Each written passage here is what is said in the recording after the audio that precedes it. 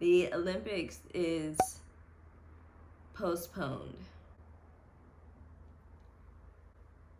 Okay.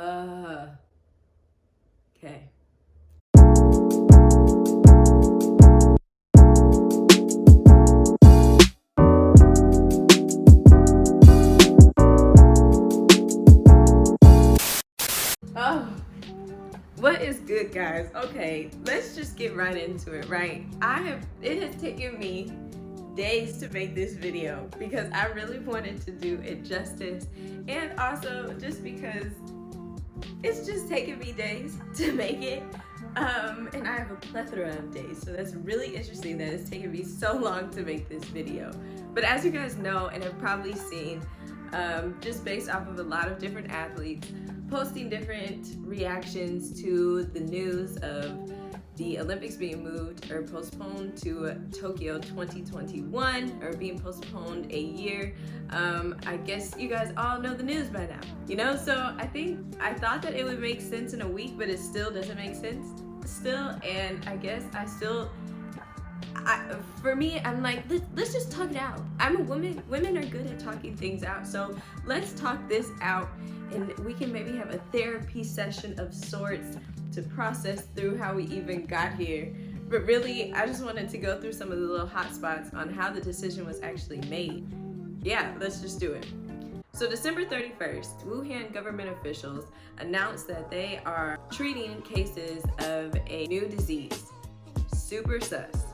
Fast forward about a month later, January 23rd, Wuhan, China is now on a complete lockdown, trying to contain this new virus known now as the coronavirus or COVID-19.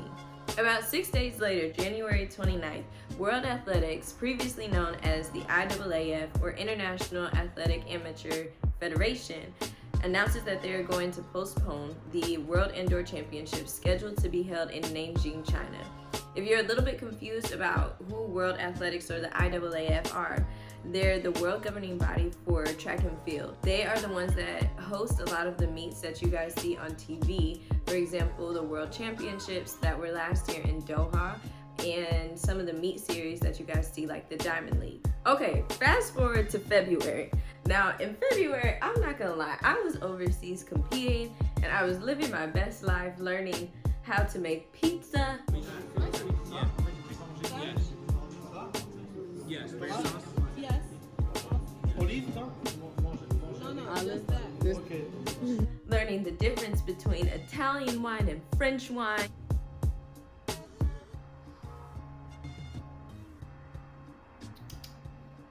Don't worry, it's just cherry juice. Don't worry about it. Whoa! And expanded my French repertoire. Champignon. Little did I know that when I returned back to the States that I would be re-entering into a poop show. I had no idea it was gonna be this much of a hot mess. Fast forward to March. March 11th, the NBA cancels their whole season. The next day, March 12th, the NCAA cancels all spring sports. March really was madness, huh guys? Yeah? Too soon? Yeah, probably right. This was a huge hit. This was a major hit, and a lot of professional track athletes were looking around like,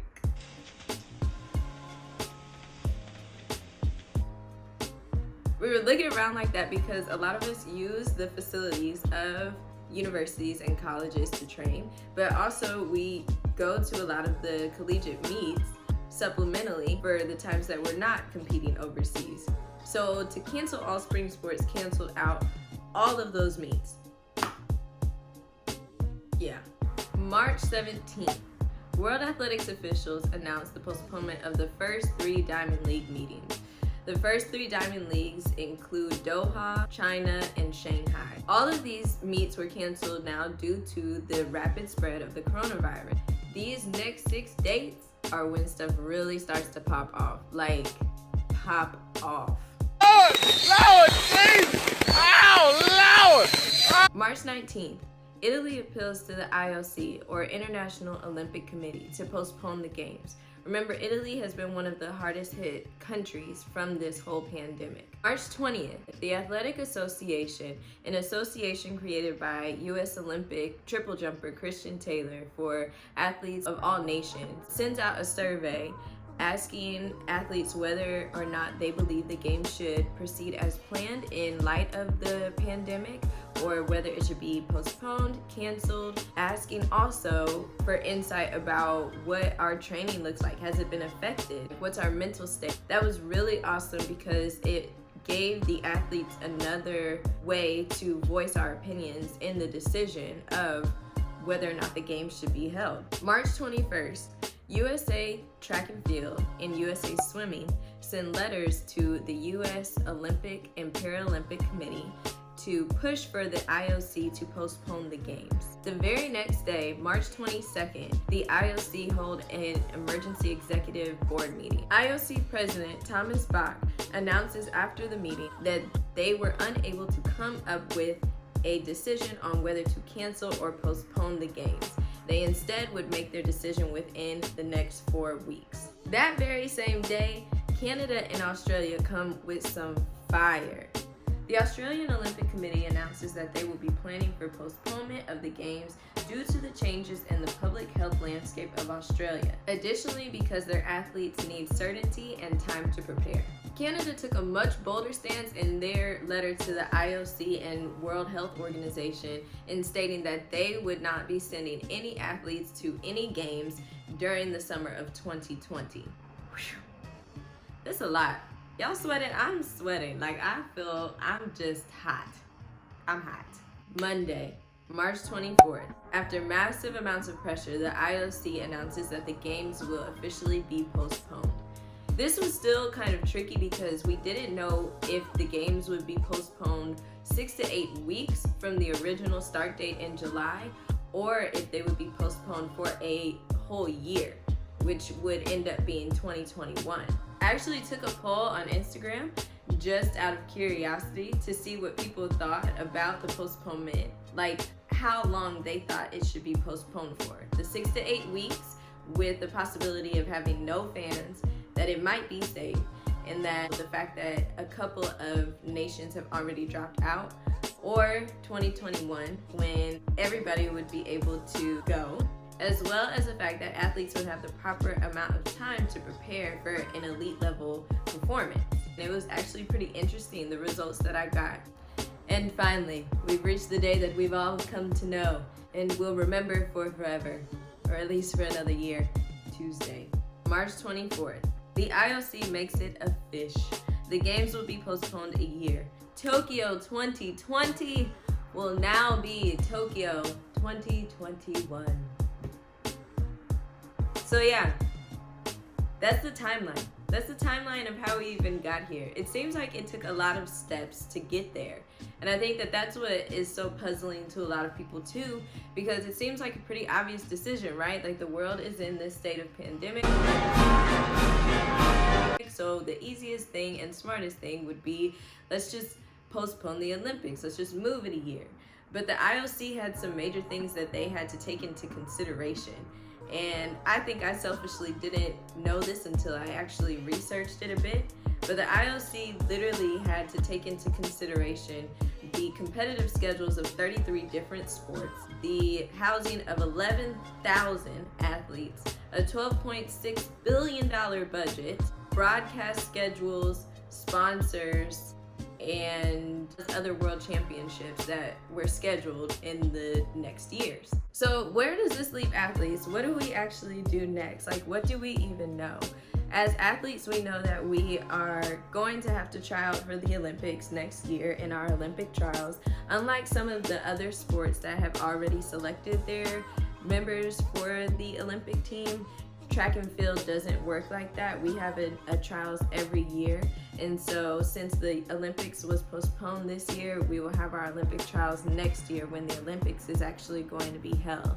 For my event specifically, the 100-meter hurdles, they take the top 3. So the top 3 in that event will qualify to make the Olympic team and will go to Tokyo 2021. The other thing that we know is that we do not have a solidified season.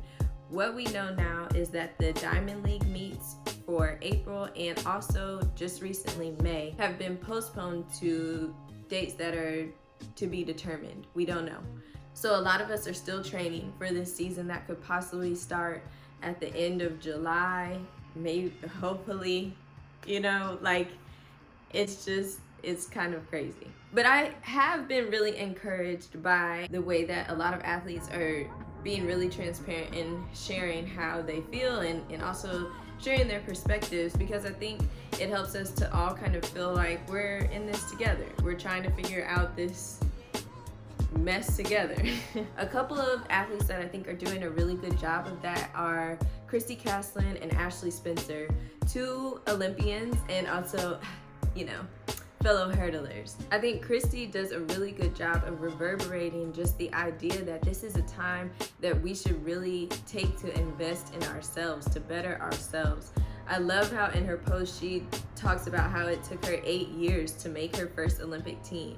She said for 8 years God said no, and each of those years she literally took that time to get better. She didn't see having to wait as denial. The idea of setting new goals, of reworking your goals, of really being able to take this time to be still and to figure out what you're passionate about and what your other interests are is so crucial. It's time that we're not going to get back. Ashley actually just recently started a podcast, and on her latest podcast she shares just about how stuff is just getting real with COVID-19. But also she has a transparent moment where she literally shares just how she experienced some anxiety due to the fact that we don't really know what's next for athletics and for track and field in general. Ashley is a Nike sponsored athlete, and so for Ashley, track is her full-time career. For Ashley, if there's no season, is she going to get paid? Is she going to be able to continue to keep her world ranking? How are bonuses going to be working? Like, what type of adjustments is she going to have to financially make in order to manage for the rest of this year? For me, I was really shocked because I actually cried the other day. And it shocked me because I didn't cry so much because the Olympics were postponed. I think I've been okay with that, and I understand that, and I see the Olympics being postponed as an opportunity for me to put more work in and for me to just build off of where I am currently. But I cried because all sense of normalcy has been literally thrown out of the window for me. And I'm a person who really thrives off of having a schedule, and now with coronavirus, track was the last thing that really kept things normal. I knew every day that I was going to wake up and that I was going to go to practice. And then after practice, I knew that I was going to go to weights. And then after weights, I knew that I was going to go to work. And so amidst all of the chaos, I knew that I was still training for something. And now to wake up and create a routine for myself and to be training on my own and to be trying to figure out what am I actually training for. It seems like I'm training for this indefinite thing, and this thing that's a huge question mark, and it's hard. It's really hard to keep up that motivation and to remember your why. And really it's like, what is the why? I don't know right now. I don't know what I'm training for. I don't know if I'm training for anything at this point, Other than that, I think that although it's super challenging, I'm really encouraged by the fact that the athletes have been able to come together and to voice their opinions on how they are being affected by the coronavirus and how we are experiencing financial challenges, how we are experiencing physical challenges. Athletes of all different nations are voicing their opinions, and we're able to cause a shift in the movement of those who had the final say. And I think that that's amazing because we were all unified in our voices. And I think also something that is going to be super cool at the end of this is that it's going to be a renaissance of sorts for athletes. I feel like because we are given so much time now to explore ourselves and to better understand ourselves and understand the other passions that we have outside of our specific sport, we're going to be able to really invest in those things, and you're going to start seeing more athletes that are authors, more athletes that are creating movies, more athletes that are creating artwork, more athletes that are starting small businesses, more athletes that are starting podcasts. Like, you're going to see so many new things coming from athletes after this time. And I think that that's going to be awesome, because it's going to show those that look up to athletes that athletes are so much more than just their physical capabilities. And I think that that's something that sometimes athletics puts us in a box in. People look up to us because of our physiques, because of what we're able to do in our competitions, you know, just the athletic zeal that we have. But what about the other parts of us? What about the other literally 90% of the person that is an athlete, you know? That was kind of a random ramble. I think that that's it. The end! Oh my gosh!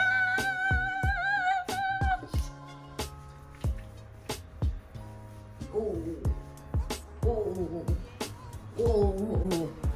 Whoa. Whoa. Whoa. Whoa. Whoa.